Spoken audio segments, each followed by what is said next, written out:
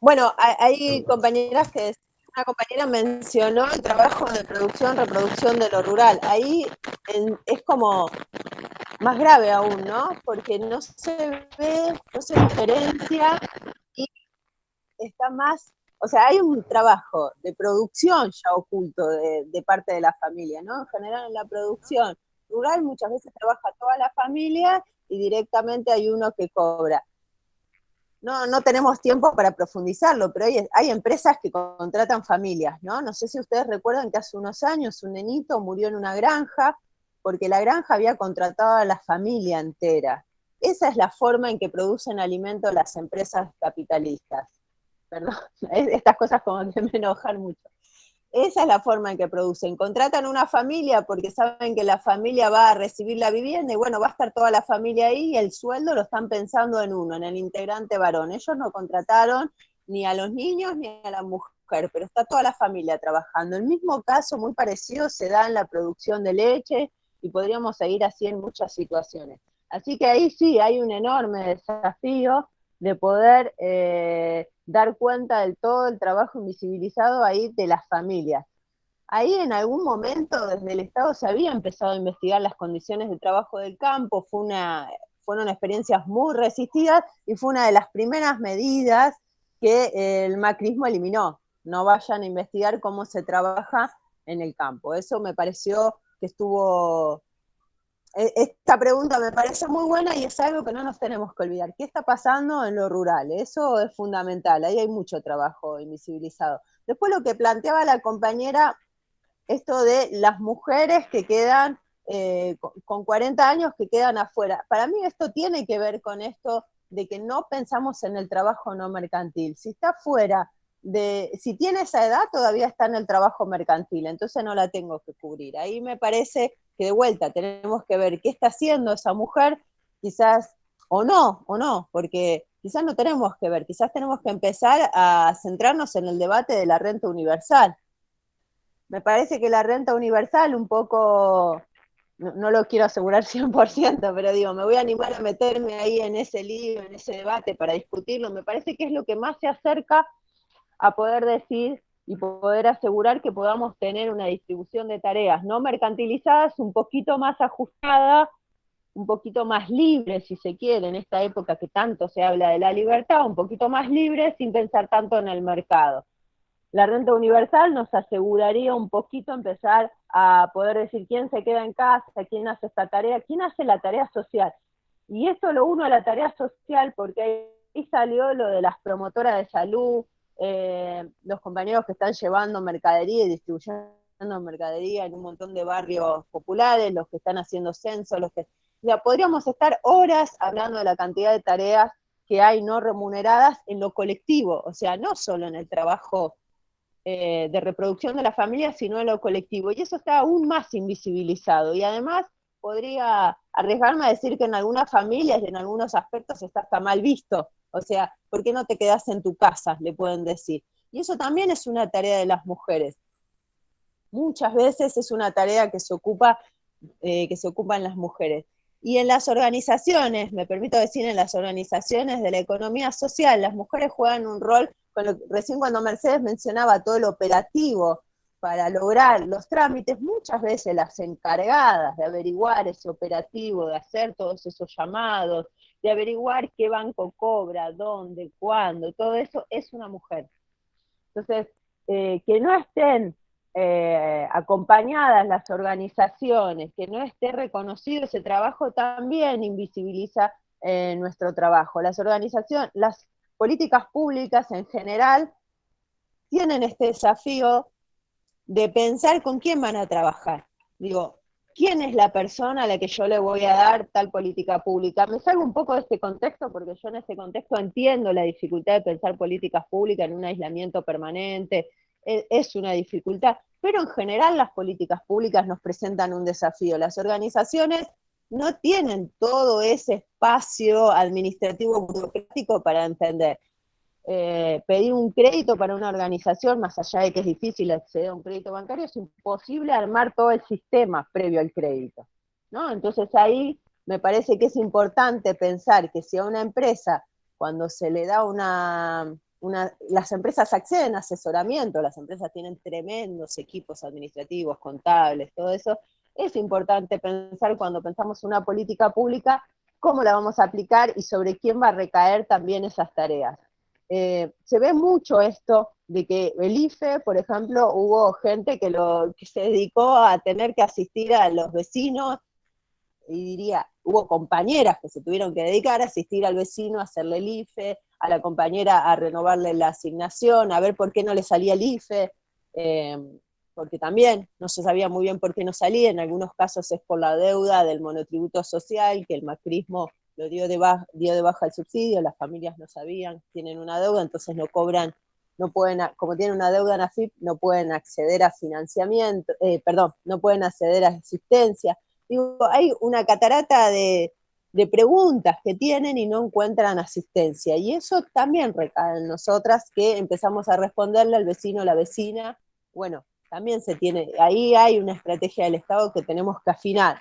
Repito, no en este caso quizás, pero sí en un contexto más general. Y no sé si me olvidé de algo, pero bueno, al principio cuando la escuché a Lucía que decía esto de los bienes públicos, me parece fundamental. No podemos pensar cómo avanzar, o por lo menos yo pienso, no podemos pensar cómo avanzar en igualdad, en adquisición de derechos, si no estamos convencidos de que lo público es el espacio donde nosotros podemos dialogar, compartir y resolver las necesidades. Por eso digo, si lo pensamos en la mercantilización individual, estamos muy complicados. Vamos a mantener normas de desigualdad y lo que podemos lograr es una igualdad entre géneros, pero no entre clases sociales, que me parece que no es de ninguna manera la idea del movimiento. Y después cuando yo hablo de solidaridad y cuando hablo de experiencias no mercantilizadas, podemos pensar en la jubilación de ama de casa, que tanta discusión llevó, pero son mujeres que estuvieron trabajando muchísimos años y tienen derecho a una jubilación e incluso no tuvieron un salario, o sea que ya hay una desigualdad con ellas. Bueno, se pudo avanzar un paso y darles al menos una jubilación. Esto lo digo por la frasecita de nunca trabajaron.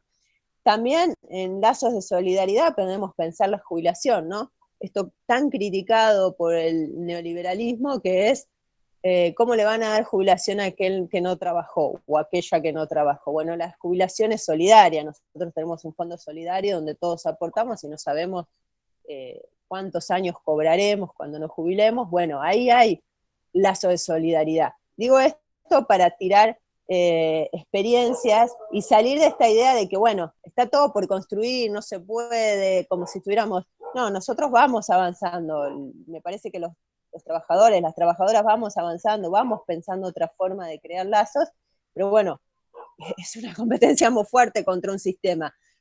Había una compañera que planteaba, ¿cómo hacemos para salir de nosotros? Planteamos en una organización al interior un montón de relaciones de igualdad, de lazos de solidaridad, de lazos fraternos, de organización, y bueno, salimos afuera y el capitalismo ahí nos atrapa y nos impone su violencia. Bueno, ahí estamos armando estrategias. Me parece que nuestro sector va armando lazos, ya tenemos experiencias de comercialización, ya tenemos experiencias para un lado, vamos discutiendo las políticas públicas, cómo las queremos, cómo deben empezar a reconocer nuestros espacios, que falta un montonazo. Me parece que la estrategia va por empezar a entrelazarnos. Y ahí lo último que digo es reforzar esta idea que planteó Inés de que, bueno, otro desafío de la política pública es ver hacia dónde va, ¿no? Esto de que el IFE ya había pasado con la asignación universal, por eso digo que algunos problemas son de larga data. Lo mismo que pasó con el IFE, de que se fue a los capitales concentrados, ya había pasado con la asignación universal. A veces las formas en que tenemos de realizar la política pública y la no asistencia en esos estratos claves, digo, por ejemplo, en la bancarización de la economía social, la bancarización, acompañar a la economía popular, a la economía social, en la posibilidad de recibir la tarjeta alimentaria, la asignación universal, ya había sido visto como los grandes hipermercados fueron los mayores beneficiados cuando salió la asignación universal por hijo. Entonces, algunos problemas exceden a la pandemia y tienen que ver más cómo se ve al sector. Al sector se lo ve como un sector no económico, ¿no? Que se tiene que ganar el rol en el mercado, tenemos que lograr captar el mercado, pero hay unos beneficiados con esa distribución de la forma que hoy se mueve ese mercado. El que tiene POSNA puede recibir la asignación, incluso en la época del macrismo se había quitado algo que tienen que hacer las personas que tienen pensión, que es ir a ANSES a hacer un trámite de supervivencia, y lo podían hacer comprando en un hipermercado. O sea, a ese nivel, digo, la política pública puede condicionar o acercar a alguien a un lugar u otro. Bueno, creo que me metí con varias de las preguntas. Por ahora no tengo nada más para aportar. Gracias, Lorena. Yo creo que retomando la pregunta del ingreso, la pregunta que habían hecho en el chat es si se está pensando o no. Eso obviamente a mí me excede. Lo que sí veo que está en discusión desde varios sectores, y me parece que la idea que se está pensando no es una idea de universalidad, ¿no? Y también habría que pensar, ¿no? ¿Qué sería una idea de universalidad? ¿Sobre qué desigualdades podría operar esa universalidad? Que si se remunera de todas las maneras, digamos, sin pensar estas desigualdades de base que decimos entre la manera en que los trabajos están divididos al interior del hogar, por ejemplo, ¿qué significaría eso? Un ingreso universal sin pensar en otra distribución de las tareas de cuidado. Entonces me parece que es un tema la universalidad, pero a la vez pienso que no se está hablando de un ingreso universal, sino se está viendo de qué maneras ese universo de heterogéneo de trabajos que evidenció el IFE, que contaba Mercedes, de alguna manera se constata que eso no se va a recuperar fácilmente, digamos, de qué manera se asegura un ingreso para esas maneras tan heterogéneas, ¿no? Porque también es complicado pensar qué universo, o sea, qué universo de tareas debería ser remunerada, y pues creo que está un poco la discusión de si eso si debería ser, por ejemplo, una remuneración del trabajo no remunerado de cuidados, o si se debería hacer una ampliación de lo que se entiende por potenciar trabajo, ¿no? Pero de ninguna manera creo que se está discutiendo algo universal, ¿no? Sino que se está pensando sobre qué sectores se podría implementar una idea de... También es una discusión si sería una idea de renta o una idea de salario. Eso también es otra discusión que está un poco, sobre todo entre la visión de lo que es la economía popular y por ejemplo, otras perspectivas de la economía feminista, ¿no? Entonces me parece que de cualquier manera habría que descartar una idea de universalidad, ¿no? Porque no hay tampoco recursos fiscales para pensar en una renta universal. Pero aún así, si esa fuera la discusión, también habría que pensar esto en relación a cómo se remuneran trabajos con esta perspectiva que decía anteriormente, ¿no? Si eso se hace en un marco en el que se provea mayores servicios públicos que permitan distribuir de una manera más justa las tareas, o no, porque si no puede redundar en que se reifique el rol de cuidadoras, por ejemplo, de las mujeres al interior del hogar. Eso me parece que es otra discusión, que es mucho más compleja que hablar de si es de universal o no universal.